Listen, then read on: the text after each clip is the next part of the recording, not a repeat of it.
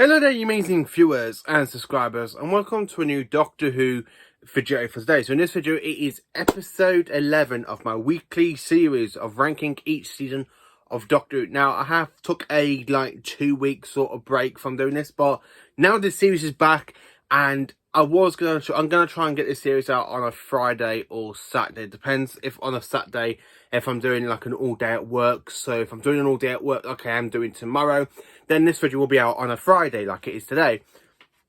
So far in my series, I have gone from 39th place down to 30th place. And over that course of weeks, I've gone through ranking each season of Doctor Who in my own opinion, which is, of course, Series 2 in 39th place. In 38th place, it is Series 9. In 37th place, it is Series 11. 36th place, it is Series 9. Season 9, sorry. 35th place, it is Season 16. 34th place, it is Season 20. In 33rd place, it is Season 1. In 32nd place, it is Series 6. And then, of course, in 31st place, it is Series 3. And in 30th place, it is Series 8. So we're finally getting up there slowly. So now we're going into the 20 columns. And in 29th place, now I'm probably going to get a little bit shocked on saying this, that what I've actually put into 39th place. No, sorry, in 29th place. Now, it doesn't mean I don't like this season. This season, I enjoy every single season of Doctor Who, apart from Series 2. I do not like Series 2. But this series was actually broadcast from 1967 all the way down to 1968, starring Patrick Troughton as the second Doctor. Yes, this season is, of course, Season 5. And I'm sorry to say this, but Season 5 is my least favourite Troughton season by far. I mean, Season 4 and Season 6 are absolutely amazing for Troughton. Season 5, there's some good stories in it. There's some stories that I just really don't like. So I'm going to show you what I own from some of these stories. So, of course, for VHS, I've only got one VHS story for Season 5. It is The Tomb of the Cybermen. And this is the only Season 5 story I've got on VHS. Now, DVD-wise, I've got Tomb of the Cybermen, the original release and special edition release. The Ice Warriors. The Enemy of the World. Then, of course, Enemy World Special Edition. The Web of Fear. And then Fury from the Deep.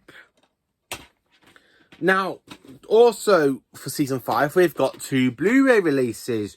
Ooh, 2 stories from Season 5 has been released on Blu-ray Steelbook. And they are, of course, The Web of Fear and Fury from the Deep. So these are the proper main stories that we've got during this kind of fantastic season, even though it's in 29th place, because this season, I consider this to be one of the weak seasons for the 62 after Season 1. Season 1, I do consider that to be a bit weak, but it is the first season of Doctor Who, and it is literally starting to set out. This season, I consider it to be the weakest link for Troughton's run. I mean, because Season 4, you've got some incredible stories. Season 6, again, you've got some fantastic stories. In Season 5, this is the most season that's been hit by missing episodes. And I'm really looking forward to having the Abominable Snowman coming out later on this year, because I've actually got the Target novel book and I'm going to start reading that soon. But I'm going to talk about some of these stories and what I personally think of them, and generally what I think about Season 5 in a whole sort of thing.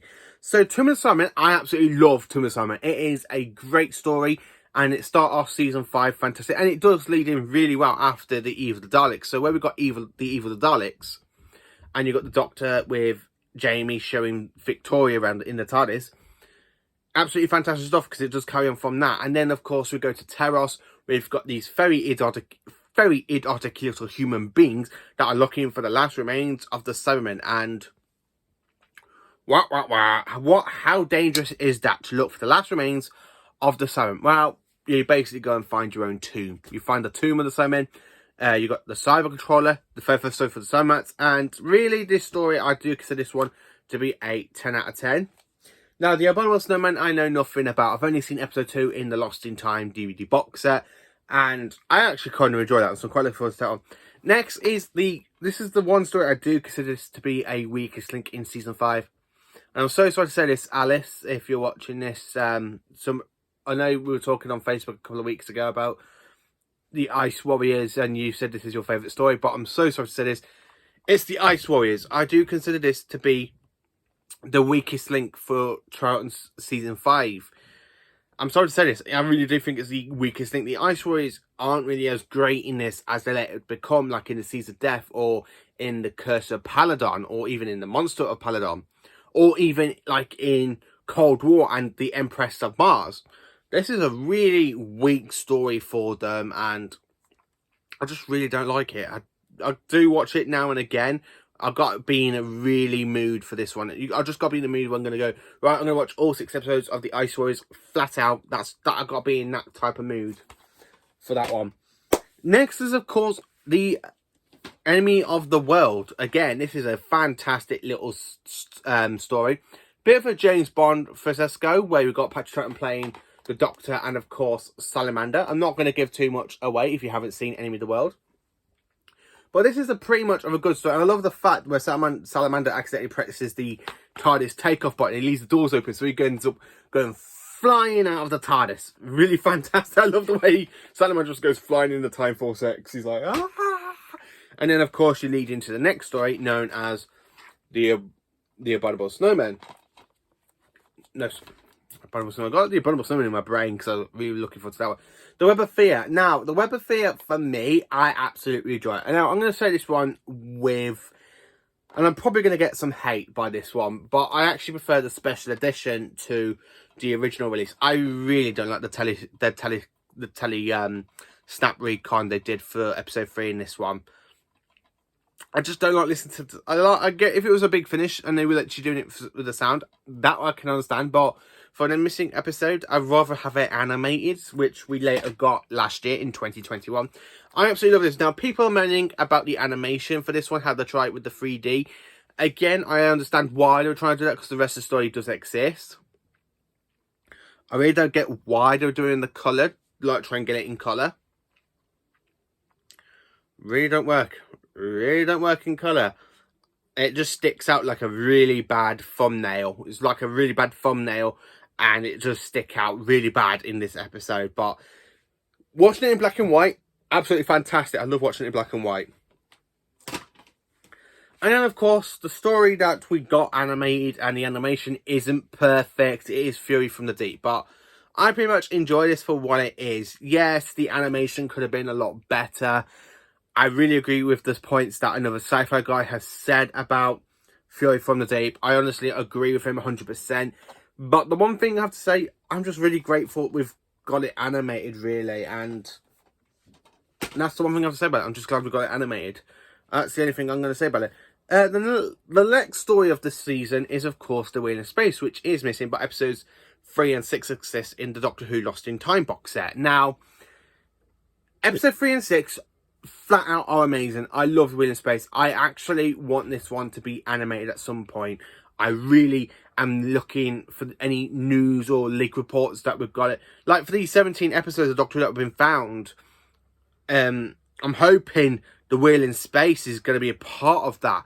So we can have The Wheel in Space fully existing. Because it's The Wheel in Space. It is the introduction story to Zoe Hart, who is played by Wendy Poe. It's her very first story. It is the Cybermen's... Basically, it's the Cybermen's like 4th appearance in Doctor Who after you got the Town Planet to the Moon Base, Tomb of the Cybermen. Then it's the 4th, and then the 5th appearance in Doctor Who is, of course, the Invasion, which is one of my favourite stories for Troughton. But I just absolutely love The Wheel in Space, where Troughton just goes, where literally the Doctor goes, I imagine you had orders to destroy me. You know our ways, you must be destroyed. Well, you better come in. And then literally pulls out the electric cable or something, just gets shot and goes, others are coming. I really love that in episode 3. I just love the way the Doctor doesn't execute and he just literally tries to be very, very cunning. I imagined you had orders to destroy me. You know our ways, you must be destroyed. Absolutely fantastic. Triton, you're just brilliantly. But the reason season 5 is in 29th place, out of all the other seasons that are above this one does stick out like a really bad thumbprint. But if we get at probably the only reason this season will probably move up if we actually get the Wheel in Space animated or found, and then I could probably say season 5 deserves to be a bit more higher up, but at the moment it is in 29th place. This season as a whole, again, I like the way it continues on from season 4's The Evil of the Daleks for Victoria. Yes, Victoria leaves in Fear from the Deep, and then you get to Zoe Hart, and she's in it for the whole lot of season 6. So really, for Triton's Doctor, you got Victoria joining at the end of season 4, and then at the end of season 5, you have Zoe basically coming in and being his companion with Jamie, and then season 6, her and Jamie just get sent off by the Time Lords. But this season, if I'm going to say what are the great stories out of this season, it's definitely Tomb of the Salmon and, of course, The Web of Fear. At the moment, it's only got 2 great stories. People are going to say, well, what about The Enemy of the World? Enemy of the World... Enemy of the World's okay. It's not great for me, and if I was going to say what a great episode of Doctor Who is, I mean, I'm going to have a massive list of saying what the great episodes of Doctor Who is, like Horror of Fang Rock, Pyramids of Mars, The Sea Devils, or The Caves of Androsani, Genesis of the Daleks, The Curse of Fenric. You know, they are the ones that are top notch. Even if you go to Hartnell's here, The Dalek Invasion of Earth is one of my favourite Hartnell stories, and then you get to Troughton, and most of them are from season 4 and 6, where the only 2 stories I can actually say are proper great in this season is definitely Tomb of the Salmon and The Web of Fear. Now, that will probably change as soon as I get to finally sit down and watch the Abominable Snowmen, or if I have to read the Target Novel book. But yeah, season 5 for me is in 29th place. Let me know in the comments what you think of Doctor Who season 5. Is it one of your weak seasons for Doctor Who? Is it one of your best seasons? Let me know in the comments. Please do like, subscribe and share, and join me for more awesome Doctor Who content.